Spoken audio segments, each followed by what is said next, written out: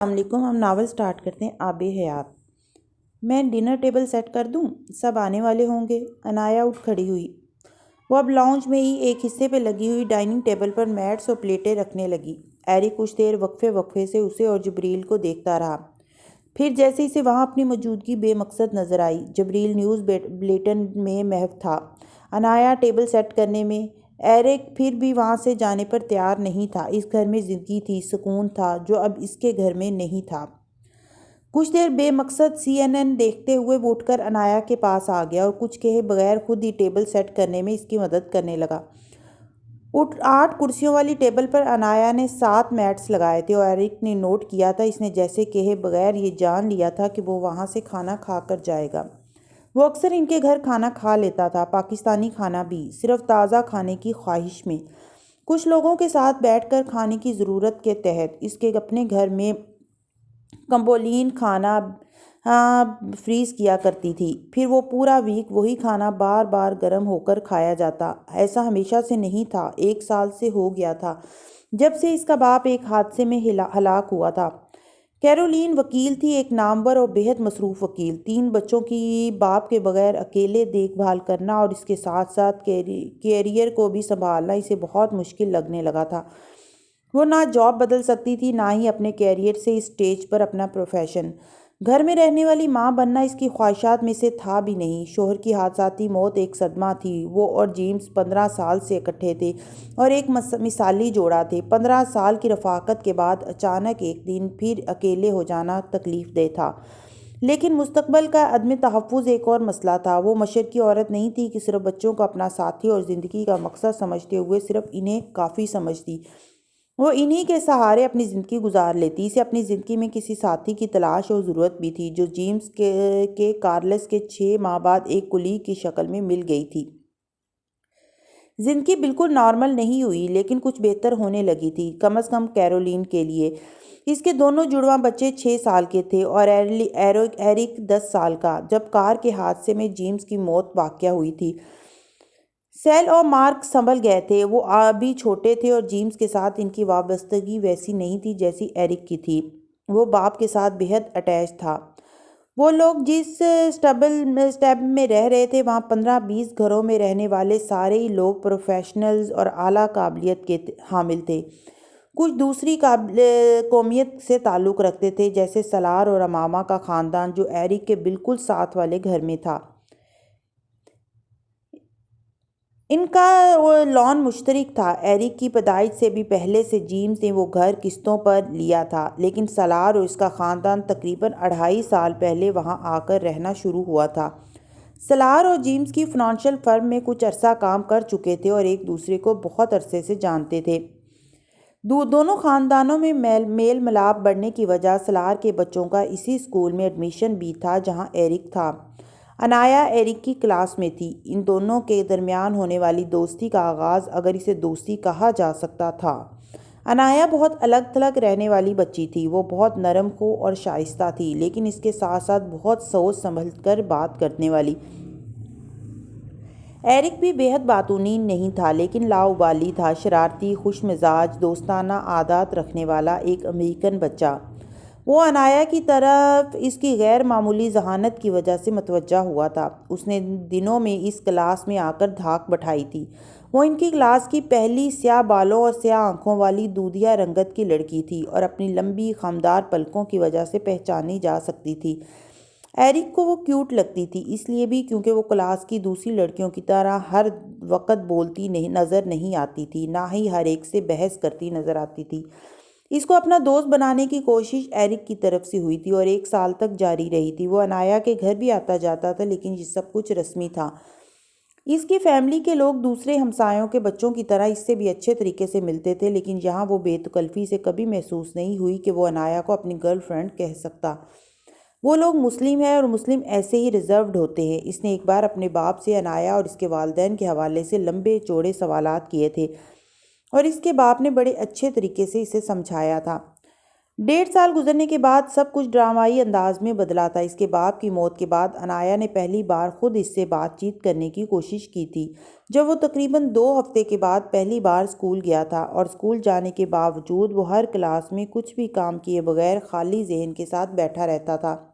اس کے تمام فرینڈز اور کلاس فیلوز نے باری باری آ کر اس کو تسلی دینے کی کوشش کی تھی اور پھر اپنے روزمرہ کے معاملات میں مصروف ہو گئے، لیکن ایرک اگلے کئی دن اسکول جاتے ہوئے بھی دوسرے بچوں کی طرح معمول کی سرگرمیوں میں خود کو مصروف نہیں رکھ سکا، اور یہی وہ وقت تھا جب عنایا اور اس کی دوستی شروع ہوئی تھی۔ وہ کلاس ورک میں اس کی مدد کرنے لگی تھی، اور وہ جانتا تھا اور محسوس کر سکتا تھا کہ وہ ہمدردی تھی جو عنایا اور اس کی فیملی کو یکدم اس سے اتنی توجہ دینے پر مجبور کر رہی تھی، اور اس ہمدردی نے بڑے عجیب انداز میں اسے ان لوگوں کا محتاج کیا تھا۔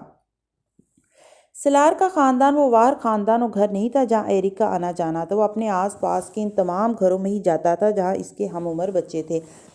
جس جگہ وہ رہ رہا تھا وہاں مختلف مذاہب اور مختلف قومیتوں کے لوگ رہتے تھے، چند چائنیز، ایک آدھ انڈین، یہودی، اور پھر سلار اور امامہ کا گھر، اور ان سب گھروں میں وہ اگر کسی گھر کی طرف کھنچتا تھا تو وہ یہی آخری گھر تھا۔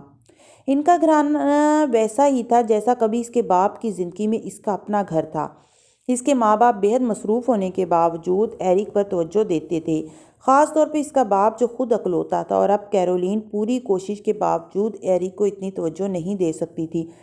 وہ سیل اور مارک کو زیادہ توجہ کا مستحق سمجھتی تھی کیونکہ وہ بہت چھوٹے تھے، اور اگر وہ ایسا سمجھتی تھی تو یہ غلط بھی نہیں تھا، اور ایرک جیسے اپنے محور سے بھٹکے ہوئے ایک سیارے کی طرح اب اس خاندان کے سیارے میں آیا تھا، ان سے متاثر، ان کا حصہ بن جانے کی خواہش میں۔ حمین اور رئیسہ کے ساتھ امامہ اور سلار کی آمد پر ان کا بہت پرجوش طریقے سے استقبال کیا گیا تھا، اور استقبال کرنے والوں میں ایرک بھی تھا۔ کچھ دیر کے لیے وہاں ان کے ساتھ حمین سے خوش گپیاں کرنے پر وہ بھول گیا تھا کہ وہ کہاں موجود ہے۔ کھانے کی میز پر ان کے ساتھ کھانا کھانے اور خوش گپیاں کرتے ہوئے ڈور بیل بجنے پر بھی ایرک کو یہ خیال نہیں آیا تھا کہ وہ کیرولین ہوگی۔ وہ بے حد ناخوش تھی، اور ہمیشہ کی طرح ان کے گھر آنے پر اس نے معمول کے انداز میں خوشگوار رسمی جملوں کا تبادلہ بھی نہیں کیا تھا۔ اس نے اندر آتے ہی ایرک کا پوچھا تھا، اور ایرک کے وہاں ہونے کی تصدیق ہونے پر وہ اندر آئی تھی، اور اس نے لاؤنج میں کھڑے کھڑے ایرک کو ڈانٹنا شروع کر دیا تھا۔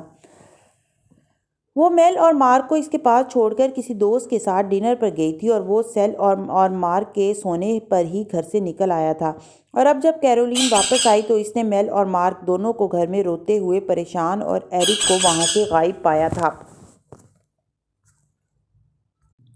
ایرک نے ماں کی ڈانٹ پھٹکار خاموشی سے سنی۔ شرمندگی اگر اسے ہوئی تھی تو صرف اس بات کی کہ اس کا جھوٹ ان سب کے سامنے کھلا تھا جو اس نے مارک اور سیل کے حوالے سے بولا تھا۔ کیرولین سخت مزاج نہیں تھی، لیکن پچھلے کچھ عرصے سے اس کے اور ایرک کے درمیان عجیب سی سرد مہری آ گئی تھی۔ وہ جانتی تھی ایرک جیمز کی موت کی وجہ سے اپسیٹ تھا، لیکن وہ اس بات سے بیزار ہو چکی تھی۔ وہ 11 سال کا لڑکا تھا، وہ چاہتی تھی وہ اپنی ذمہ داریاں محسوس کرے، اور اگر کچھ ذمہ داریاں اپنے سر نہیں لے سکتا تو کم از کم مزید کوئی پیدا نہ کرے۔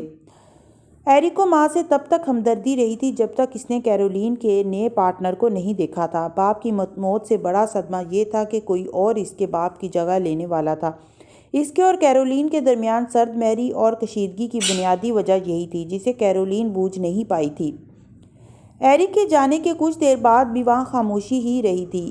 کسی کی بھی سمجھ میں نہیں آیا تھا کہ وہ اس ساری صورتحال پر کس رد عمل کا اظہار کرے۔ ایرک کے ساتھ سب کو ہمدردی تھی، لیکن اب ان کی سمجھ میں یہ بھی نہیں آ رہا تھا کہ وہ اسے اپنے گھر سے دور کیسے رکھیں، خاص طور پر ایسی صورتحال میں جب کیرولین کو اس میل جول پر اعتراض بھی نہیں تھا، اور وہ خود بھی کئی بار ایمرجنسی کی صورت میں سیل اور مارک کو ان کے پاس چھوڑ جاتی تھی۔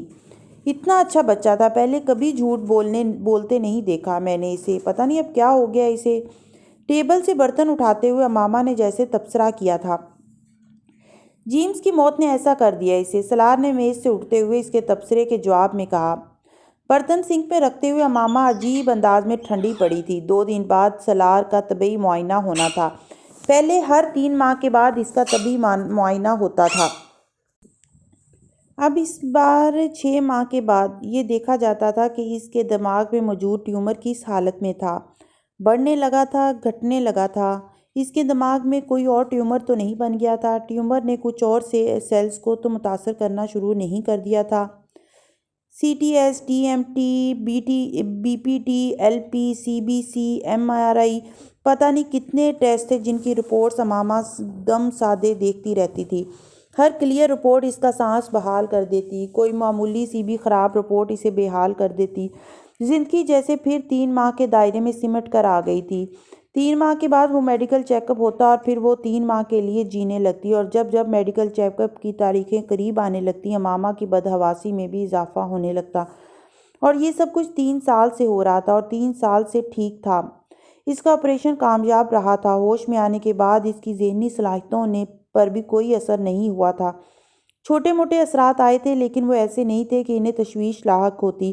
لیکن اس سب کے باوجود امامہ ہاشم کو لگتا تھا زندگی بدل گئی ہے۔ اور اب وہ سلار کی زبان سے جیمز کی موت کا ذکر سن کر اور اس موت نے اس کے بیٹے کو کیسے متاثر کیا تھا، وہ ایک بار پھر اسی طرح منجمد ہو گئی تھی۔ چند گھنٹے پہلے ہونے والی تقریب یکدم جیسے اس کے دماغ سے محو ہو گئی تھی۔ وہ چیک اپ جو 2 دن بعد ہونے والا تھا، اگر وہ ٹھیک رہتا تو پھر اس کا چیک اپ 3 کی بجائے 6 ماہ کے بعد ہوتا۔ سلار کی نہیں، جیسے اس کی اپنی زندگی کی میعاد 3 سے 6 ماہ بڑھنے والی تھی۔ کچن میں سنک کے سامنے کھڑے اس نے لاؤنج میں بیٹھے سلار کو دیکھا، اس کے گرد بیٹھے اس سے خوش گپیوں میں مصروف اپنے بچوں کو دیکھا۔ وہ خوش قسمت تھی کہ وہ اب بھی ان کی زندگیوں میں تھا، جیتا جاگتا، ہنستا مسکراتا، خوش باش، صحت مند۔ کم از کم کوئی اب اسے دیکھ کر یہ اندازہ نہیں لگا سکتا تھا کہ اسے کوئی بیماری تھی، اور ایسی بیماری تھی۔ وہ صرف اپنی سرجری کے بعد صحت یاب اور علاج کے دورانیے میں بیمار لگتا تھا۔ سرجری کے لیے سر کے بال صاف کر دیے گئے تھے اور اس کے بعد ہونے والے علاج کی وجہ سے بھی۔ تب اس کے چہرے پر یکدم جھریاں سی آ گئی تھیں۔ بہت کم وقت میں اس کا وزن بہت زیادہ کم ہوا تھا۔ وہ شاید اس کا نتیجہ تھی۔ 6-7 ماہ بعد ایک چھوٹے بڑے انفیکشنز کا شکار ہوتا رہا تھا۔ وہ سرجری کے بعد واپس پاکستان آنا چاہتی تھی لیکن آ نہیں سکی۔ وہ اسے وہاں اس طرح اکیلے یہ جنگ لڑنے کے لیے چھوڑ نہیں سکتی تھی۔ وہ کام چھوڑ کر گھر بیٹھ کر آرام کرنے کے لیے تیار نہیں تھا، اور یہ آپشن اس کے پاس تھا بھی نہیں۔ سرجری کے 1 ہفتے بعد دوبارہ STI کے پروجیکٹس کے لیے بیٹھا تھا اور وہ صرف بیٹھ کر اسے دیکھتی رہی تھی۔ تیمارداری، عیادت، دیکھ بھال، ان لفظوں کو سلار سکندر بے معنی کر کے رکھ دیا تھا۔ وہ حد المقدور اپنی ذمہ داری خود اٹھا رہا تھا، جیسے ساری عمر اٹھانے کی کوشش کرتا رہا تھا۔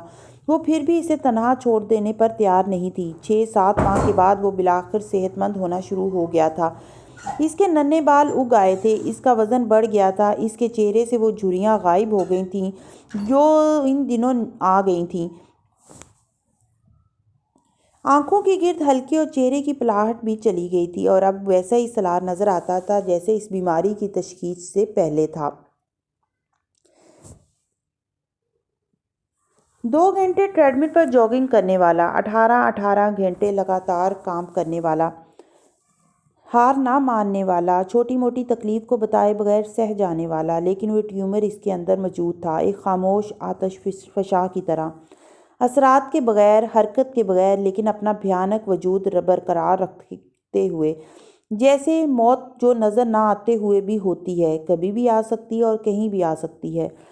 ڈاکٹرز کہتے تھے اس کی صحت کی بحالی ناقابل یقین اور قابل رشک ہے۔ امامہ ہاشم پھر بھی مطمئن ہونے سے قاصر تھی۔ وہ اپنے کسی خدشے کو ختم نہیں کر سکتی تھی، اپنے کسی خوف کا گلا نہیں گھونٹ سکتی تھی۔ 3 سال خیر خیریت سے گزر جانے کے باوجود وہ آج بھی اسی ذہنی کیفیت میں تھی۔ سلار نہیں تھا، اس نے اپنی زندگی اور بیماری دونوں کے بارے میں سوچنا چھوڑ دیا تھا۔ اس کے پاس سوچنے کے لیے وقت ہی نہیں تھا۔ وہ اس زندگی سے خوش اور مطمئن تھا جو وہ گزار رہے تھے۔ وہ خوش اور مطمئن نہیں تھی، اس کے پاس سوچنے کے لیے بہت وقت تھا۔ اس کا دن مصروفیات میں گزر جاتا تھا، مگر اس کی راتیں اب بھی سوچوں میں گزرتی تھیں، اور وہ بے خواب راتیں تب بڑھنے لگتی تھیں جب اس کے میڈیکل چیک اپ کی تاریخیں قریب آنے لگتی تھیں۔ وہ لاکھ کوشش کے باوجود اپنے دماغ سے وہ تاریخیں جھٹک نہیں پاتی تھی، جیسے وہ یکدم زندگی الٹی گنتی بن کر چلنے لگتی تھی۔ اسے یاد نہیں تھا کہ زندگی کے یہ 3 سال اس نے سلار کی زندگی اور صحت کے علاوہ کسی اور چیز کے بارے میں اس قدر سوچتے ہوئے گزارے تھے۔ ساری ضروریات، خواہشات یکدم کہیں غائب ہو گئی تھیں۔ وہ جیسے بھول ہی گئی تھی کہ اس کو کیا پسند تھا، کیا نہیں۔ سلار کے ساتھ گزارے ہوئے شادی کے شروع کے 10 دنوں میں اس نے دنیا کی ہر نعمت چکھ لی تھی۔ شروع کے 10 سالوں میں اس نے دنیا کی ہر نعمت چکھ لی تھی، ہر آسائش دیکھ لی تھی، لگژری کارنر سے پرائیویٹ تک کے سفر، سونے کے زیورات سے لے کے ہیروں تک کا سفر، سب وہ آتی دنیا اس کے ساتھ گھومی تھی۔ کوئی ایسی چیز نہیں تھی جس کی تمنا اس نے کی ہو اور سالار نے اسے تمنا رہنے دیا ہو۔ وہ اپنی زندگی کے ان 10 سالوں میں پریوں کی کہانی لکھ سکتی تھی، لیکن ایسی زندگی گزارنے کے بعد بھی امامہ ہاشم کو زندگی کی سب سے بڑی نعمت زندگی ہی لگی تھی۔ اس شخص کی زندگی، وہ اس کے پاس تھا تو دنیا کی کوئی اور چیز نہ ہونے کے باوجود بھی وہ خوش رہ سکتی تھی، ہنس سکتی تھی، جی سکتی تھی۔ باقی اور کچھ بھی نہ ہوتا، مہنگے کپڑے، زیورات، آسائشات، گھر، کچھ بھی نہ ہوتا۔ صرف اس کا ساتھ، اس کے ساتھ رہتا تو وہ خوش رہ سکتی تھی۔ جینے کے لیے بس اتنا کافی تھا۔ اور اب ایک بار پھر اس کے میڈیکل چیک اپ کی تاریخ قریب تھی۔ ایک بار پھر اس کی نیندیں غائب ہونا شروع ہو گئی تھیں۔ لاؤنج میں حمید کی کسی بات پر ہنستے ہوئے سالار کا چہرہ دیکھتے ہوئے اسے اس کی سرجری کے بعد پہلی بار اسے دیکھنا یاد آیا تھا۔ 8 گھنٹے کی سرجری کے بعد پہلی بار اسے دیکھنا، پھر اگلی صبح اس ہسپتال جا کر اسے دوبارہ دیکھنا۔ وہ یاد نہیں کرنا چاہتی تھی لیکن وہ بھول نہیں پاتی تھی۔ وہ تب بھی اس کے چہرے پر نظریں جمائے سے دیکھے ہوئے اس کے ہاتھ پر اپنا ہاتھ رکھے بیٹھی تھی جب وہ ہوش میں آیا تھا۔ اس کے محترم پپوٹے ہلنے لگے تھے۔ وہ آنکھیں کھولنے کی جدوجہد کر رہا تھا۔ سالار، سالار، وہ بے اختیار اسے پکارنے لگی تھی۔ 1 بار، 2 بار، کئی بار۔ اس نے بلاخر آنکھیں کھول دی تھیں، سوجی ہوئی سرخ آنکھیں۔ وہ غنودگی میں تھا اور اس کیفیت سے لڑ رہا تھا۔ اس نے سالار کا چہرہ چھوا، ایک بار پھر اس کا نام پکارتے ہوئے بولی۔ اس بار سالار نے اسے دیکھا تھا، گردن ذرا سی موڑتے ہوئے، لیکن ان آنکھوں میں اس کے لیے کوئی پہچان، کوئی تاثر نہیں تھا۔ وہ صرف اسے دیکھ رہا تھا، پہچاننے کی کوشش نہیں کر رہا تھا۔ امامہ کو جیسے دھچکا لگا تھا، کیا وہ واقعی اسے پہچان نہیں پا رہا؟ ڈاکٹر نے اس خدشے کا اظہار آپریشن سے پہلے کیا تھا کہ اس کی یادداشت جا سکتی ہے۔ آپریشن کے مضمرات میں سے ایک یہ بھی تھا۔ اس کے باوجود وہ شدید صدمے کا شکار ہوئی تھی، گنگ دم بخود۔ وہ سرد ہاتھ پیروں کے ساتھ ان آنکھوں کو دیکھتی رہی تھی جو اسے ایک اجنبی کی طرح دیکھ رہی تھیں۔ پھر جیسے ان آنکھوں میں چمک آنی شروع ہوئی، جیسے اس کا عکس ابھرنا شروع ہوا، اس کی پلکیں اب ساکت نہیں تھیں، وہ جھپکنے لگی تھیں۔ مانوسیت کا احساس بنے ہوئے بیڈ پر اس کے ہاتھ کے نیچے موجود سالار کے ہاتھ میں حرکت ہوئی تھی۔ وہ اس کا نام اب بھی نہیں لے پا رہا تھا، لیکن اس کے ہاتھ کا لمس شناخت کر رہا تھا، رد عمل ظاہر کر رہا تھا۔ 3 سال گزرنے کے بعد بھی امامہ اس سرجری سے پہلے، اس سرجری کے بعد کا ایک ایک لمحہ گنوا سکتی تھی۔ وہ سب کچھ جیسے اس کے ذہن پر انمٹ نقوش کی طرح نقش تھا۔ سالار کی زبان سے جو پہلا لفظ نکلا تھا وہ اس کا نام نہیں تھا، وہ الحمدللہ تھا، اور امامہ کو پہلی بار الحمدللہ کا مطلب سمجھ میں آیا تھا۔ اس نے امامہ کا نام اگلے جملے میں لیا تھا اور امامہ کو لگا اس نے زندگی میں پہلی بار اپنا نام سنا ہو۔ زندگی میں پہلی بار اسے اپنا نام خوبصورت لگا تھا۔ اس نے پہلی چیز پانی مانگی تھی اور امامہ کو لگا دنیا میں سب سے قیمتی چیز پانی ہی تو ہے۔ اور اس نے کلمہ پڑھا تھا۔ کوئی مرتے ہوئے تو کلمہ پڑھتا ہے، پھر زندہ ہو جانے پر؟ اس نے کلمہ پڑھتے ہوئے کسی کو پہلی بار دیکھا تھا، اور اس سب کے دوران سالار نے امامہ کا ہاتھ نہیں چھوڑا تھا۔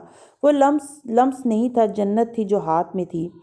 تمہیں نہیں آنا یہاں چاہیے، سالار نے یکدم اسے مخاطب کیا۔ وہ ابھی بھی کچن کے سنک سے ٹیک لگائے وہیں کھڑی تھی۔ وہ تھی، اس لیے خود پر قابو بھی پا گئی تھی، دور تھی، آنسو بھی چھپا گئی تھی۔ ہاں میں آتی ہوں۔ اس نے پلٹ کر سنک میں باقی برتن بھی رکھے۔ میں سب باتیں تو یہاں سے بھی سن رہی ہوں، اس نے کہا تھا۔ ممی اگلے سال رئیسہ جائے گی اسپیلنگ بی میں، حمید نے وہاں بیٹھے وہ اعلان کیا تھا جو رئیسہ اس سے پہلے اس تک پہنچا چکی تھی۔ امامہ نے ٹوٹی بند کرتے ہوئے پلٹ کر دیکھا۔ وہ خود کو سنبھال چکی تھی، لیکن حمید کی بات اس کی سمجھ میں نہیں آئی تھی۔ رئیسہ کیا کرے گی؟ اس نے صرف رئیسہ کا نام سنا تھا۔ ممی میں بھی یہ ٹرافی جیت کر لاؤں گی۔ رئیسہ نے اس بار خود امامہ کو منصوبے کی بجائے مقصد بتایا۔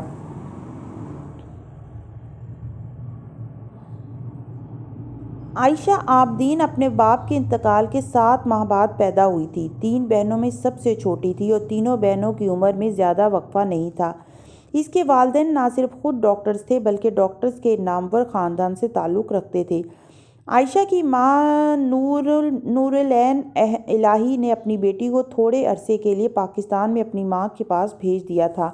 وہ امریکہ میں میڈیسن جیسے پروفیشن سے منسلک ہوئے تھے۔ وہ 2 بیٹیوں کے ساتھ اس نوزائیدہ بچی کو شوہر کی اچانک موت کے بعد پیدا ہونے والے حالات میں سنبھال نہیں سکتی تھی۔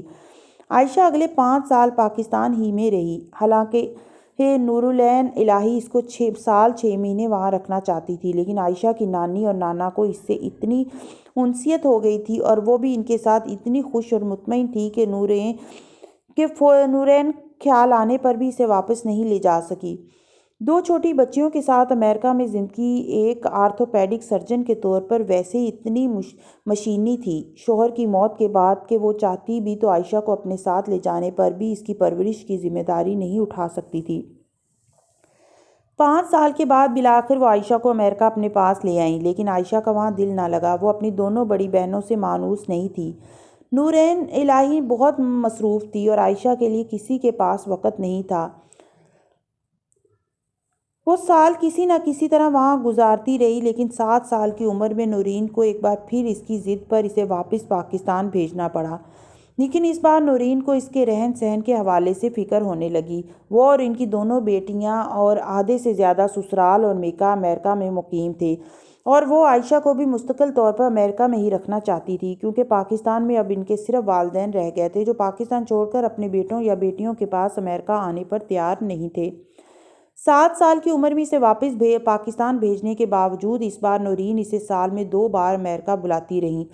ان کی کوشش تھی عائشہ اور اس کی بہنیں نویان اور رائمہ میں لگاؤ پیدا ہو۔ ان کی کوشش کامیاب ثابت ہوئی تھی۔ عائشہ اور اس کی دونوں بہنیں اب ایک دوسرے کے زیادہ قریب ہونے لگی تھیں، اور عائشہ کو اب امریکہ اتنا اجنبی نہیں لگتا جتنا اس کو شروع میں لگتا تھا۔ 10 سال کی عمر میں عائشہ ایک بار پھر امریکہ آئی تھی، اور اس بار اسے وہاں رہنے میں پہلے جیسے مسئلے پیش نہیں آئے تھے، لیکن اب ایک نیا مسئلہ پیش تھا۔ وہ اسکول میں جا کر پریشان ہونے لگی تھی۔ وہ پاکستان میں بھی ایجوکیشن میں پڑھتی رہی تھی، مگر وہاں اور یہاں کے ماحول میں فرق تھا۔ نورین اسکول کے حوالے سے کچھ نہیں کر سکتی تھی۔ مسئلہ ان کی دونوں بڑی بیٹیوں کو پیش نہیں آیا تھا۔ وہ عائشہ کی طرح کلاس میں چھوٹی چھوٹی باتوں پر پریشان نہیں ہوتی تھیں، نہ ہی پریشان ہوتی تھی اور نہ ہی ایسے اریٹیٹ ہوتی تھیں۔ عائشہ کو اسکول اچھا نہیں لگتا تھا۔ نورین کے پاس ایک راستہ یہ تھا کہ اسے وہاں کسی اسلامک اسکول بھیجیں۔ وہ اس راستے کو استعمال نہیں کرنا چاہتی تھی۔ وہ اس عمر میں اسے اتنی منظم زندگی نہیں چاہتی تھی۔ ان کا خیال تھا وہ کچھ عرصہ یہاں پر رہنے کے بعد خود ہی ٹھیک ہونا شروع ہو جائے گی۔ 1 سال بعد بھی جب عائشہ ٹھیک ہونے کے بجائے زیادہ پریشان ہونا شروع ہوئی اور اس کے گریڈز اور خراب ہونے لگے تو نورین کو اسے ایک بار پھر پاکستان بھیجنا پڑا تھا۔ وہ اب اسے او لیولز کے بعد وہاں بلوانا چاہتی تھی، کیونکہ ان کا خیال تھا وہ اس وقت تک کچھ سمجھدار ہو جائے گی اور وہاں چیزوں کو آسانی سے سمجھ سکے گی۔ 13 سال کی عمر میں عائشہ عابدین ایک بار پھر امریکہ رہنے کے لیے آئی تھی، لیکن اس بار وہ وہاں اپنے لیے ایک نیا مسئلہ دیکھ رہی تھی۔ امریکہ اسے اسلامی ملک نہیں لگ رہا تھا۔ وہاں کی شخصی آزادی اس کے لیے پریشان کن تھی۔ وہاں لباس اور زبان کے معاملے میں روا رکھنے والی آزادی سے ہلانے لگی تھی، لیکن اس سب میں سب سے بڑا چیلنج اس کے لیے یہ تھا کہ وہ وہاں حجاب میں بھی اپنے آپ کو محفوظ نہیں سمجھتی تھی، جو اس نے پاکستان میں لینا شروع کیا تھا اور جس سے نورین خوش نہیں تھی۔ اس بار نورین نے بالآخر گھٹنے ٹیک دیے تھے۔ یہ مان لیا تھا کہ عائشہ کا امریکہ میں اب کوئی مستقبل نہیں تھا۔ وہ پاکستان میں ہی رہنا چاہتی تھی اور وہاں پیش آنے والے تمام چھوٹے بڑے مسائل کے ساتھ خوش تھی۔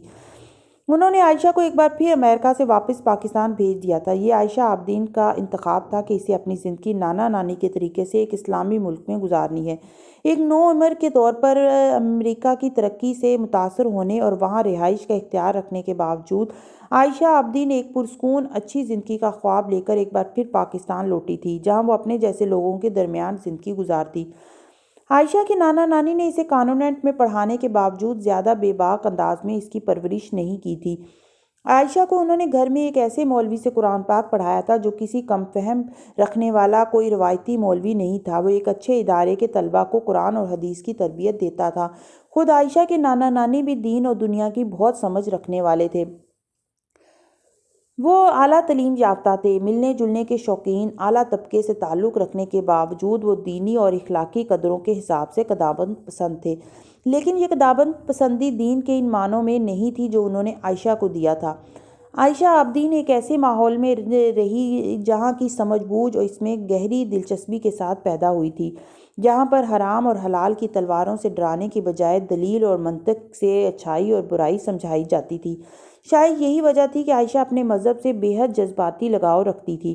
وہ 5 وقت نماز باقاعدگی سے پڑھتی تھی، حجاب بھی اوڑھتی تھی، روزے بھی رکھتی تھی، اپنے نانا نانی کے ساتھ حج بھی کر چکی تھی، لیکن اس کے ساتھ ساتھ وہ فنون لطیفہ کی ہر صنف میں بھی دلچسپی رکھتی تھی، پینٹنگز بنا لیتی تھی، اسکول میں پورے لباس کے ساتھ تیراکی کے مقابلوں میں بھی حصہ لیتی تھی، ہر وہ کام کر لیتی تھی جس میں اسے دلچسپی ہوتی اور جس کی اسے نانا نانی سے اجازت ملتی تھی۔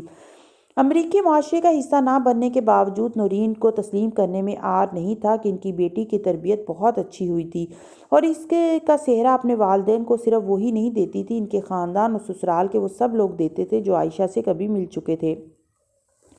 نورین نے اپنی بڑی دونوں بیٹیوں کو بھی بڑی توجہ اور محنت سے پالا تھا۔ انہوں نے انہیں امریکہ میں رہتے ہوئے اپنے کلچر اور مذہب سے جتنا قریب رکھنے کی کوشش کر سکتی تھی رکھا تھا، مگر ان کا زندگی گزارنے کا انداز بہت آزاد تھا، اور نورین کو یہ اس لیے بھی کبھی قابل اعتراض نہیں لگا تھا کیونکہ ان کی بیٹیاں اپنی حدود و قیود سے کبھی آگے نہیں بڑھیں جو ان کے لیے کبھی پریشانی کا باعث بنتی۔ ان کے اطمینان کے لیے اتنا ہی کافی تھا کہ وہ نہ صرف تعلیمی لحاظ سے بہت اچھی تھی بلکہ امریکہ میں پلنے والے دوسرے پاکستانی لڑکیوں کی نسبت ان کی زیادہ فرمانبردار تھیں۔ لیکن انہیں ان دونوں میں اور عائشہ کی تربیت میں تب فرق سمجھ میں آیا جب عائشہ امریکہ ان کے پاس رہنے کے لیے آتی یا وہ پاکستان رہنے آتی۔ انہیں یہ احساس ہوتا کہ وہ بیٹی کی ماں ہیں۔ عائشہ ان کے آگے پیچھے پھرتی تھی، ان کے پاس بیٹھی رہتی، ان کی باتیں توجہ سے سنتی، ان کے لیے کھانے بناتی، ان سب کے بدلے میں اسے نورین سے کچھ بھی نہیں چاہیے ہوتا تھا۔ وہ یہ سب عادتاً کرتی تھی اور یہ سب اس نے انہی کی والدین سے سیکھا تھا جو نورین کے ماں باپ تھے۔ نورین اپنے ماں باپ کی اس حوالے سے بہت احسان مند اور ممنون تھی کہ انہوں نے اس کی بیٹی کی صرف تربیت ہی اچھی نہیں کی تھی بلکہ اسے بہت اچھے اداروں سے تعلیم دلوا رہے تھے۔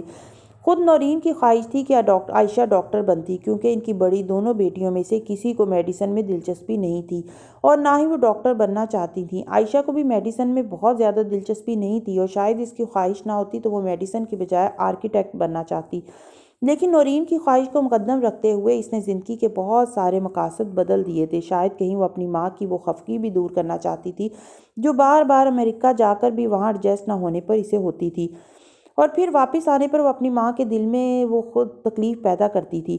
نورین اس لیے بھی اسے میڈیسن پڑھانا چاہتی تھی کیونکہ ان کا خیال تھا کہ اگر عائشہ کو دوبارہ کبھی امریکہ آنا پڑا تو اس کے پاس ایک اچھی پروفیشنل ڈگری ہوگی تو اس سے نوکری کے مسئلے نہیں ہوں گے۔ میڈیکل پڑھانے کا وہ خواب جو نورین نے اس کے لیے دیکھا تھا وہ عائشہ عابدین کی زندگی کا سب سے بھیانک خواب ثابت ہوا تھا۔ وہ اگلی صبح پھر ان کے دروازے پر کھڑا تھا۔ بچوں کو اسکول گئے ابھی صرف گھنٹہ ہی ہوا تھا اور امامہ نے لانڈری سے کپڑے نکال کر چند منٹ پہلے ڈرائر میں ڈالے تھے۔ اسے آج گراج صاف کرنا تھا اور بیل بجنے پر اس کے بارے میں سوچتے ہوئے نکلی تھی۔ فوراً ہی ایرک کو سامنے کھڑا پایا۔ امامہ نے دروازہ کھول دیا تھا لیکن وہ دروازے سے ہٹی نہیں تھی۔ ایرک نے ہمیشہ کی طرح اپنے مخصوص انداز میں سلام کیا تھا اور جو اس نے انہی سے سیکھا تھا۔ امامہ نے سلام کا جواب دیا لیکن وہ پھر بھی وہیں کھڑی رہی تھی، راستہ روکے اور اس پر نظریں جما لیے۔ آپ اندر آنے کو نہیں کہیں گی؟ ایرک نے بالآخر کہا۔ تم اسکول نہیں گئے؟ امامہ نے اس کا سوال گول کرتے ہوئے جواباً اس سے پوچھا۔ نو۔ دراصل ایرک نے چند لمحے کوئی جواب ڈھونڈنے کی کوشش کی، پھر وہی جواب دیا جو وہ سمجھ رہی تھی۔ کیوں؟ میری طبیعت خراب ہے، ایرک نے نظریں ملائے بغیر کہا۔ طبیعت کو کیا ہوا؟ نہ چاہتے ہوئے بھی یکدم نرم پڑی۔ مجھے لگتا ہے مجھے کینسر ہے، ایرک نے بہت اطمینان کے ساتھ کہا۔ وہ کچھ لمحوں کے لیے ہکا بکا رہ گئی تھی۔ فار گاڈ سیک! اس نے بالآخر اپنے حواس پہ قابو پایا۔ جو بھی منہ میں آئے بول دیتے ہو، سوچتے نہیں ہو کیا کہنا ہے اور کیا نہیں؟ ایسے ہوتا ہے کینسر؟ وہ اسے ڈانٹتی ہی چلی گئی۔ ایرک کو مایوسی ہوئی، اسے امامہ سے ہمدردی کی توقع تھی جو پہلے ملتی رہی تھی۔ آپ کو کیسے پتا مجھے کینسر نہیں ہے؟ اس نے بالآخر امامہ سے کہا۔ وہ اس کی شکل دیکھ کر رہ گئی۔ اس کی شکل بہت معصوم تھی، چاکلیٹ براؤن چمکدار ریشمی بال جو کنگھی کیے بغیر بکھرے ہوئے تھے اور اسی رنگ کی آنکھیں جو پہلے شرارت سے چمکتی رہتی تھیں اب ان میں ایک الجھن ابھری رہتی تھی۔ امامہ سے کوئی جواب نہیں بن پڑا تھا۔ جواب دے سکتی تھی لیکن 11 سال کے اس بچے کو کیا جواب دیتی جو پہلے ہی زندگی کے سبق نہیں سیکھ پا رہا تھا۔ خاموشی سے اس نے راستہ چھوڑا اور ایرک کی اپنے ایپرن کی ڈوریاں کمر کے گرد کستے ہوئے دروازہ کھلا چھوڑ کر اندر چلی گئی۔ ایرک نے اندر آتے ہوئے دروازہ بند کیا، کنڈی لگائی، یوں جیسے وہ اس کا اپنا گھر تھا، پھر وہ بھی لاؤنج میں آ گیا تھا۔ امامہ کچن کا کاؤنٹر پہ بہت سا سامان پھیلائے کھڑی تھی۔ وہ اپنے کام میں مصروف رہی۔ کاؤنٹر پر پڑے سیل فون سے کسی سورت کی تلاوت ہو رہی تھی جو وہ کام کرتے ہوئے سن رہی تھی۔ ایرک نے بھی لاؤنج میں آ کر کمرے میں بلند ہونے والی آیات کی تلاوت سنی۔ چند لمحوں کے لیے اس کی سمجھ میں نہیں آیا وہ کھڑا رہے، بیٹھ جائے یا بات کرے یا نہ کرے۔ اس نے جبریل کو کئی بار تلاوت کرتے سنا تھا اور جب بھی تلاوت کر رہا ہوتا کوئی اور بات نہیں کرتا تھا۔ اس کے آس پاس کوئی اور اونچی آواز میں بھی بات نہیں کرتا تھا۔ ایرک فیصلہ نہیں کر پا رہا تھا کہ سیل فون پر چلنے والی تلاوت کے دوران اسے کیا کرنا چاہیے۔ اس کی مشکل امامہ نے آسان کی۔ اس نے سیل فون پر وہ تلاوت بند کر دی۔ جبریل کی آواز ہے؟ ایرک نے جیسے تصدیق کرنے والے انداز میں پوچھا۔ ہاں، بہت پیاری ہے۔ امامہ اس بار مسکرائی۔ میں بھی سیکھنا چاہتا ہوں یہ قرآن۔ ایرک نے جیسے اس سنائی دینے والی چیز کے لیے بالآخر موزوں لفظ تلاش کیا۔ امامہ خاموش رہی۔ میں سیکھ سکتا ہوں کیا؟ اس نے امامہ کو خاموش پا کر سوال کیا، ایک اور عجیب سوال۔ امامہ نے سوچا کبھی کبھی اس کے سوال بھی مشکل میں ڈال دیتے ہیں۔ اسے غلط فہمی تھی کہ اسے مشکل میں ڈالنے والے سارے سوال صرف حمین کے پاس ہی تھے۔ دلچسپی ہو تو سب کچھ سیکھا جا سکتا ہے۔ اس نے اپنے جواب کو حد المقدور مناسب کر کے پیش کیا۔ آپ سکھا سکتی ہیں؟ اس کا اگلا سوال اس سے بھی زیادہ گھما دینے والا تھا۔ نہیں، میں نہیں سکھا سکتی، امامہ نے دو ٹوک انداز میں کہا۔ وہ مطلب سمجھا تھا، نیت نہیں۔ جبریل سکھا سکتا ہے؟ اس نے متبادل حل پیش کیا۔ وہ بہت مصروف ہے، اسے ہائی اسکول ختم کرنا ہے اس سال۔ امامہ نے جیسے بہانہ پیش کیا۔ میں انتظار کر سکتا ہوں۔ ایرک کے پاس بھی متبادل حل تھا۔ امامہ نے اس بار اس گفتگو سے بچنے کے لیے کیبنٹ کھول کر کچھ ڈھونڈنا شروع کیا۔ ایرک نے اسی موضوع گفتگو میں اس کی عدم دلچسپی محسوس کرتے ہوئے موضوع بدلنے کی کوشش کا آغاز کیا۔ حمین اپنے بیڈ روم میں کیوں نہیں لے گیا اسے؟ وہ اب لاؤنج کے درمیان رکھی میز پر پڑی حمین کی اسپیلنگ بی ٹرافی کی طرف متوجہ تھا۔ امامہ نے پلٹ کر اسے دیکھا۔ آج اس کے کچھ دوست مدعو ہیں یہاں گھر پر، انہی کو دکھانے کے لیے رکھی ہے۔ اس نے انڈوں کی ٹوکری سے ایک انڈا نکالتے ہوئے جواب دیا۔ اوہ، پارٹی ہے؟ ایرک نے خوشی کا اظہار کیا یا کم از کم خوش دکھائی دینے کی کوشش کی۔ میں انوائٹڈ ہوں کیا؟ اس نے اگلے جملے کو پھر سوال میں بدلا۔ وہ ایک پیالے میں انڈے توڑ کر ڈالنے لگی۔ تم پہلے ہی آؤ، خوش مزاجی سے کہے گئے اس جملے میں ایسا کچھ نہیں تھا جو ایرک کو برا لگتا، لیکن اسے برا لگا تھا۔ آپ کو میرا یہاں آنا اچھا نہیں لگتا؟ لاؤنج کے درمیان میں کھڑے کھڑے اس نے امامہ سے پوچھا۔ جھوٹ بول کر آنا اچھا نہیں لگتا۔ اس بار اس کے جواب نے چند لمحوں کے لیے ایرک کو لاجواب کیا۔ اس نے ہونٹ کاٹتے ہوئے امامہ کو دیکھا، پھر اس ٹرافی کو جو درمیانی سینٹر ٹیبل پر پڑی تھی۔ اسے اندازہ تھا کہ وہ کس جھوٹ کا ذکر کر رہی تھی، اور اسے یہ بھی پتہ تھا کل رات ہونے والے واقعے کے بعد امامہ اسے یہ ضرور کہتی۔ وہ اسے اچھی طرح جانتا تھا، کم از کم اتنا تو۔ انڈے پھینٹتے ہوئے امامہ نے ایک چٹتی ہوئی نظر اس پر ڈالی۔ ریڈ ٹی شرٹ اور نیلی جینز کے ساتھ جوگرز پہنے، بکھرے بالوں کے ساتھ سر جھکائے، دونوں ہاتھ جینز کی جیبوں میں ڈالے، ایک جوگر کی نوک سے فرش کو رگڑتے ہوئے، وہ پتہ نہیں گہری سوچ میں تھا یا شرمندگی میں۔ امامہ کو بے اختیار اس پر ترس آیا۔ ناشتہ کیا ہے؟ وہ پوچھے بغیر نہیں رہ سکی۔ ایرک نے نفی میں سر ہلایا۔ امامہ نے اسے یہ نہیں پوچھا تھا کہ وہ ناشتہ کرے گا یا نہیں، وہ اس کے لیے ناشتہ بنانے لگی تھی۔ ایرک کو بھی پتہ تھا وہ کیا کر رہی ہے۔ آپ مجھے ہیٹی بنا دے۔ وہ جانتی تھی وہ پراٹھا کھانا چاہتا تھا۔ وہ اس کے گھر کئی بار پراٹھا کھا چکا تھا۔ میں اسے وہاں لگا دیتا ہوں۔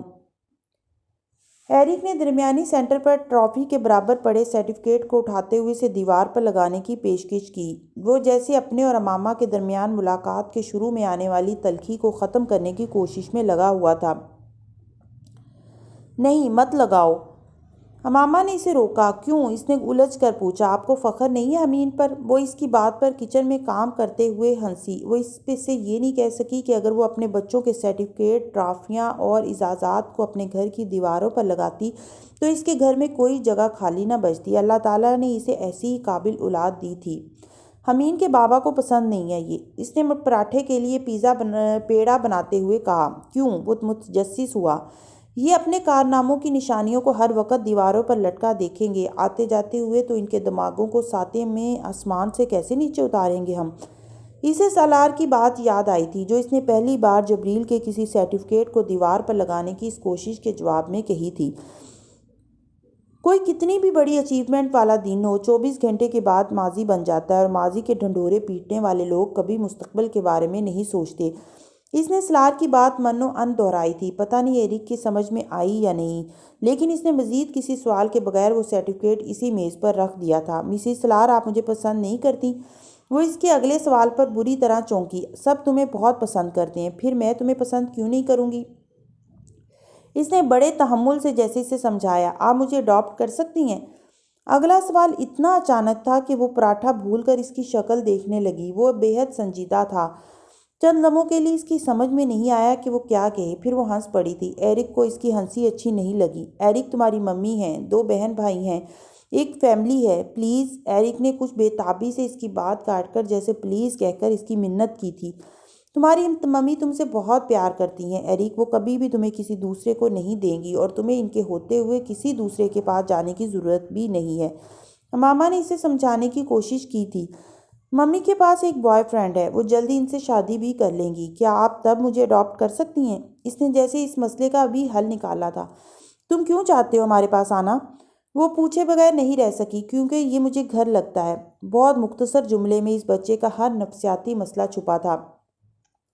وہ کس تلاش میں کہاں کہاں پھر رہا تھا۔ ماما کا دل اور پگھلا، مگر کچھ باتیں ایسی ہوتی ہیں جن کا کوئی حل نہیں ہوتا، چاہے عقل کی ہر کنجی لگا لیں، کچھ تالے نہیں کھلتے۔ تم اپنی ممی کو چھوڑ کر ہمارے پاس آنا چاہتے ہو، یہ تو اچھی بات نہیں ہے۔ ماما نے جیسے جذباتی بلیک میلنگ کی کوشش کی تھی۔ ممی مجھے چھوڑ دیں گی؟ میں نے آپ کو بتایا ہے نا ان کا بوائے فرینڈ ہے۔ ایرک کے پاس اس جذباتی حربے کا جواب تھا۔ وہ شادی کر لیں، بوائے فرینڈ کے ساتھ رہنے لگیں، کچھ بھی ہو، تم ان کے بیٹے ہی رہو گے۔ تم سے ان کی محبت کم نہیں ہوگی۔ وہ تمہیں اور تمہارے دونوں بہن بھائیوں کو اپنی زندگی سے نہیں نکال سکتی۔ اس نے کیرولین کی وکالت کر کے ایرک کی مایوسی کو جیسے اور بڑھایا۔ میں انایا سے شادی کرنا چاہتا ہوں۔ اس کے اگلے جملے نے اماما کا دماغ گھما دیا تھا۔ وہ اگلے کئی لمحے بول ہی نہیں سکی تھی۔ وہ ان لوگوں سے اٹیچ تھا، ان لوگوں کو پسند کرتا تھا، لیکن وہ اس طرح اس انداز میں ان کے خاندان کا حصہ بننے کا سوچ سکتا تھا، اس کا اندازہ اسے نہیں تھا۔ یہ بھی نہیں ہو سکتا، اس نے بالآخر اس سے کہا۔ کیوں؟ وہ بے تاب ہوا۔ تم ابھی اس طرح کی باتیں کرنے کے لیے بہت چھوٹے ہو۔ اسے اس سے زیادہ مناسب جواب نہیں سوجا تھا۔ جب میں بڑا ہو جاؤں گا تب شادی کر سکتا ہوں اس سے؟ نہیں۔ اس بار اس نے صاف گوئی سے کہا۔ کیوں؟ وہ اتنی آسانی سے ہار ماننے والا نہیں تھا۔ اس سے شادی کیوں کرنا چاہتے تم؟ وہ پوچھے بغیر نہیں رہ سکی۔ کیونکہ میں اسے پسند کرتا ہوں، لیکن ہو سکتا ہے وہ تمہیں اتنا پسند نہ کرتی ہو کہ تم سے شادی کرنے پر تیار ہو جائے۔ ایرک کے چہرے پر ایک رنگ آ کر گزر گیا۔ کیا اس نے آپ سے ایسا کہا؟ اس نے ایک بچگانہ سوال کیا۔ نہیں، اس نے مجھ سے نہیں کہا، وہ بہت چھوٹی ہے۔ تمہیں پسند یا ناپسند کرنے کے بارے میں وہ ابھی سوچ بھی نہیں سکتی، لیکن یہ میں تم سے کہہ رہی ہوں ایرک کہ اس طرح کی باتیں کرنا اور سوچنا چھوڑ دو، ورنہ شاید ہمارے لیے تم سے ملنا جلنا ممکن نہیں رہے گا۔ وہ چاہتے ہوئے بھی کچھ ترش ہوئی تھی، اور یہ ضروری تھا۔ وہ نہیں چاہتی تھی وہ ایسی کوئی بات انایا سے بھی کرے۔ آپ مجھ سے خفا نہ ہوں، اگر آپ ایسا نہیں چاہتی تو میں انایا سے شادی نہیں کروں گا، لیکن میں اس سے پیار کرتا ہوں۔ ایرک اس کی خفگی سے کچھ پریشان ہوا، لیکن پھر بھی اسے اپنی دل کی کیفیت بتائے بغیر نہیں رہ سکا۔ وہ بے اختیار لمبی سانس لے کر رہ گئی۔ وہ اس معاشرے میں رہتے تھے، اس سمیت ہر مسلمان ماں کو ڈراتے تھے۔ تم کیا کر سکتے ہو انایا کے لیے؟ اس نے بے حد سنجیدگی سے ایرک سے پوچھا۔ سب کچھ۔ اسے وہی جواب ملا جس کی اسے توقع تھی۔ لمحے بھر کے اسکول باقاعدگی سے جا سکتے ہو، دل لگا کے پڑھ سکتے ہو، اپنا کوئی کیریئر بناؤ۔ انایا کسی ایسے لڑکے کو تو کبھی پسند نہیں کر سکتی جو باقاعدگی سے اسکول نہ جاتا ہو، اپنی ماں کی بات نہ مانتا ہو، اپنے چھوٹے بہن بھائیوں کی پرواہ نہ کرتا ہو، جو اسٹڈیز کو سنجیدگی سے لیتا ہی نہ ہو، اور پھر وہ جھوٹ بھی بولتا ہو۔ ایرک کا چہرہ سرخ ہو گیا۔ ماما نے جیسے 2 سیکنڈ میں اس کی زندگی کی پہلی محبت کا تیا پانچا کر دیا تھا۔ وہاں یکدم خاموشی چھائی تھی۔ ماما اب بھی کچن میں کام میں مصروف تھی۔ ایرک کا ناشتہ تیار کر کے اس نے ٹیبل پر رکھ دیا تھا۔ وہ بہت دیر خاموش رہا، پھر اس نے ماما سے کہا، میں اپنے آپ کو ٹھیک کر لوں گا۔ یہ بہت اچھا ہوگا ایرک، لیکن اس کے ساتھ تمہیں ایک اور وعدہ بھی کرنا ہے مجھ سے۔ کیا؟ وہ الجھا۔ جب تک تم اپنا ہائی اسکول پاس کر کے یونیورسٹی میں نہیں چلے جاتے، تم انایا سے اس طرح کی کوئی بات نہیں کرو گے۔ میں نہیں چاہتی وہ تم سے مکمل طور پر خفا ہو جائے۔ میں وعدہ کرتا ہوں میں ایسا ہی کروں گا۔ ایرک نے بھی اس سنجیدگی سے ماما سے کہا تھا جس سنجیدگی سے وہ اس سے بات کر رہی تھی۔ وہ اپنا چھری اور کانٹا پکڑے کرسی پر بیٹھا پراٹھا کھانے کی تیاری کر رہا تھا۔ جب تک تم یونیورسٹی نہیں پہنچ جاتے ہم دوبارہ اس ایشو پر بات نہیں کریں گے۔ محبت، شادی، انایا۔ ماما نے جیسے ان 3 چیزوں کے گرد گرا لگاتے ہوئے اس سے کہا تھا۔ وہ معمول کی طرح یہ بات بھی مان گیا۔ ماما کا خیال تھا اس نے حفاظتی بند باندھ دیا تھا۔ تھوڑا عرصہ مزید گزر جانے پر وہ اپنے باپ کی موت کو بھول جانے کے بعد ٹھیک ہو جاتا۔ اس سے انایا اور اس سے متعلقہ ہونے والی ساری گفتگو بھول جاتا۔ اس نے ایرک کی اس بات کو ایک امریکن بچے کی بچگانہ گفتگو سے زیادہ اہمیت نہیں دی تھی۔ اسے اندازہ نہیں تھا ایرک ایک نام امریکن بچہ نہیں تھا۔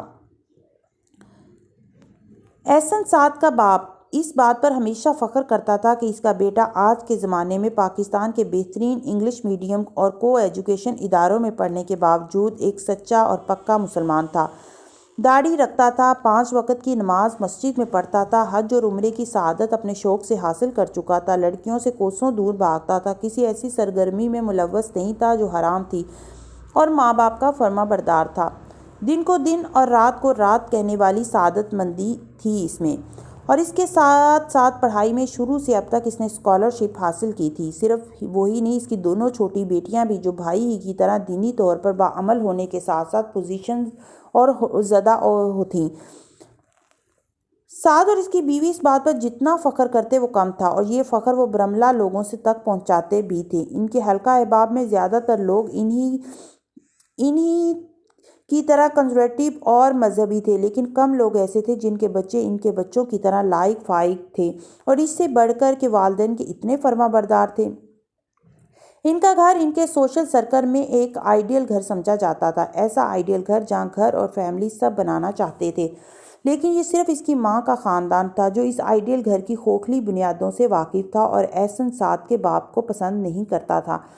سعد نے ایک بہت امیر اور اچھے خاندان میں شادی کی تھی، لیکن اس کے بعد اس نے اپنی بیوی کو ایک اچھی اور نیک مسلمان عورت بنانے کے لیے جو کچھ کیا تھا وہ اس کے خاندان سے پوشیدہ نہیں تھا۔ اگر شادی کے پہلے ہی سال احسن پیدا نہ ہو گیا ہوتا تو اس کی بیوی کے ماں باپ اپنی بیٹی کی علیحدگی کرا چکے ہوتے۔ کئی بار احسن کی پیدائش کے بعد بھی معاملات اس حد تک جانتے رہے کہ طلاق ہو جاتی، لیکن سعد اور اس کے گھر والوں کا شور شرابہ انہیں کمزور کر دیتا۔ سعد اپنی بیوی کو ایک باحجاب، فرما بردار اور دین سے قریب کر دینے والی بیوی بنانا چاہتا تھا، اور اس کا مطالبہ تھا جو وہ مذہب کے نام پر استعمال کرتے ہوئے کرتا تھا۔ سعد میں اس کے علاوہ کوئی خرابی نہیں تھی کہ وہ اپنی بیوی کو اس سانچے میں ڈھالنے کے لیے ہر حربہ استعمال کر سکتا تھا، گالم گلوچ سے لے کے مار کٹائی تک، اور وہ باپ کے گھر جانے پر پابندی لگانے سے گھر میں قید کر دینے تک۔ اور خاندانوں کے بڑے جب بھی ان مسائل پر اکٹھے ہوتے، سعد اپنے ہر رویے کا جواز اسلام سے لے کر دیتا۔ وہ شوہر تھا، بیوی کو اپنے طریقے اختیار کروانا نہیں چاہتا تھا، اسلامی طریقے پر رکھنا چاہتا تھا۔ کیا بیوی کا خاندان اپنی بیٹی کو بے راہ روی سے دیکھنا چاہتا تھا؟ اس کی بیوی کے میکے والوں کے پاس 1000 دلیلوں کے باوجود سعد کے قرآن و حدیث اور مذہبی حوالوں کا جواب نہیں تھا۔ وہ روشن خیال پڑھے لکھے تھے، مگر ان کے پاس صرف دنیاوی تعلیم تھی۔ ان کے پاس دین کا علم ہوتا تو وہ سعد کے قرآن و حدیث کے حوالوں کا سیاق و سباق بھی اسے بتا دیتے۔ سعد کی بیوی اس سے عمر میں چھوٹی تھی، اور ہر بار اس کے گھر والے اسے کچھ اور وقت صبر اور برداشت کے ساتھ گزارنے کا کہتے، اور سعد کی کچھ اور فرما برداری اختیار کرنے کی نصیحت کرتے۔ ان سب کا خیال تھا کہ وقت گزرنے اور بچے ہونے کے ساتھ ساتھ سب بدلتا جائے گا۔ وقت بدلنے کے ساتھ سعد نہیں بدلا تھا، اس کی بیوی بدلتی چلی گئی تھی۔ اس نے ذہنی طور پر یہ مان لیا تھا کہ وہ شادی سے پہلے واقعی اسلام سے دور تھی، اور دین کی تعلیمات وہی تھیں جو سعد اس کے کانوں میں ڈالتا رہتا تھا۔ اسے واقعی وہی کرنا چاہیے جو اس کا شوہر کہتا تھا، ویسے ہی پردہ، ویسی ہی خدمت، ویسی ہی فرما برداری۔ ایک سٹیج پر وہ بھی آ گیا تھا جب دونوں میاں بیوی سوچ کے حساب سے ایک جیسے ہو گئے تھے۔ اس کی بیوی بھی سعد کی طرح لوگوں پر اپنے فتوے نافذ کرنے لگی تھی۔ وہ دوسروں کے بارے میں اپنے فتووں کا اظہار کھلے عام کرتی تھی۔ وہ کسی کی ذرا سی ایسی چیز کو برداشت نہیں کر پاتی تھی جو اسے غیر اسلامی لگتی۔ ان کا خیال تھا اسلام انہیں اس کا حکم دیتا تھا کہ جو علم ان کے پاس ہے وہ دوسروں تک پہنچائیں، جو خلاف اسلام کام وہ روک سکتے ہیں اسے روک دیں، جسے برا کہہ سکتے ہیں اسے برا کہیں، بلکہ سب کے سامنے اس طرح معلوم کریں کہ اگلا شرم سے پانی پانی ہو جائے۔ اسلام میں حکم کے علاوہ حکمت نام کی بھی ایک چیز ہے، وہ اس سے ناواقف تھے۔ وہ میاں بیوی اس بات پر شکر ادا کرتے تھے کہ اللہ نے انہیں یہ توفیق عطا کی کہ وہ لوگوں کو کھینچ کر مذہب کی طرف لا رہے تھے، راہ ہدایت کی طرف راغب کر رہے تھے۔ ان دونوں کی ازدواجی زندگی میں اگر کسی بات پر کبھی اتفاق ہوا تھا تو وہ صرف یہی ایک بات تھی۔ ان دونوں میاں بیوی کے درمیان کسی اور چیز پر زندگی میں بھی اتفاق نہیں ہوا تھا، مگر سعد کی بیوی ہر اس چیز پر اس کے شوہر کو ناگوار گزرتی تھی، صرف خاموشی رہنا سیکھ گئی تھی۔ خاموشی اختیار نہ کرنے اور اختلاف رائے کرنے کا نتیجہ وہ شادی کے ابتدائی سالوں میں بہت بری طرح بھگت چکی تھی۔ اس کے اور سعد کے درمیان اتنے سال گزر جانے کے باوجود ذہنی اور مذہبی ہم آہنگی کے باوجود محبت نہیں تھی، لیکن 80% پاکستانی جوڑوں کی طرح اس کے بغیر بھی رشتہ چلاتے ہی رہے تھے۔ اگر ایک دوسرے سے محبت نہ ہو ان کے ساتھ رہنا مشکل ہو جائے تو اس مشکل کو آسان اس مشترکہ نفرت نے کر دیا تھا جو وہ میاں بیوی ہر اس شخص سے کرتے تھے جو ان کی زندگیوں اور ذہنوں میں موجود اسلام کے تصور پر پورا نہیں اترتا تھا۔ وہ دونوں میاں بیوی اپنے خاندان اور حلقہ احباب میں پسند نہیں کیے جاتے تھے، حالانکہ ان دونوں کا خیال تھا کہ وہ دونوں بے حد خوش اخلاق اور سب کی ضرورت میں ان کے کام آنے والے تھے، لیکن کہیں نہ کہیں اسلام کے اس کٹر اور تصور نے جو وہ دوسروں پر ٹھونستے تھے لوگوں کے لیے ان کو کسی نہ کسی حد تک ناقابل برداشت بنا دیا تھا، اور وہ اس ناپسندیدگی سے ناواقف نہیں تھے، لیکن ان کا خیال تھا بلکہ انہیں یقین تھا کہ وہ نیکی کی بات پھیلانے والے ہیں، اور اگر اس کی وجہ سے لوگ ان سے کٹنے لگے ہیں تو اللہ انہیں اس کا اجر دے گا۔ احسن سعد نے ایک ایسے گھر میں پرورش پائی تھی جہاں پر اس کے ماں باپ نے اسے لوگوں کو اسی کسوٹی پر پرکھنا سکھایا تھا جن پر وہ خود دوسروں کو پرکھتے تھے۔ اس نے ماں باپ کے درمیان ہر طرح کا جھگڑا بچپن میں ہی دیکھ لیا تھا، اور اس نے سیکھا تھا کہ شوہر اور بیوی کا تعلق ایسا ہی ہوتا ہے جیسا ہونا چاہیے، حاکم اور محکوم کا، برتر اور کمتر کا، کفیل اور مکفول کا، عزت اور احترام کا نہیں، پیار اور محبت کا بھی نہیں۔